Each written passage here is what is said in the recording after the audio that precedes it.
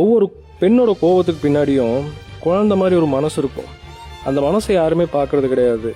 கோபத்தில் பேசுகிறாங்கிறத மட்டும்தான் பார்க்குறாங்களே ஒழிய மற்றபடி எதனால கோவப்படுறாங்க என்ன அப்படிங்கிறது யாரும் கேட்குறதே கிடையாது. அவங்க எதிர்பார்க்குற விஷயம் எல்லாமே என்னை சுற்றி பெரிய கூட்டமெல்லாம் எதுவுமே தேவையில்லை, என்னோட புருஷன் என்னோட குழந்தை எனக்காக இருந்தால் போதும் அப்படிங்கிறத மட்டும்தான் அவங்க நினைக்கிறாங்க. ஆனால் நம்மளுக்கு அதை பற்றி நினைக்கிறதே கிடையாது. என்றைக்குமே தனிமரமாக நிறுத்தி மட்டும்தான் பார்க்குறாங்க.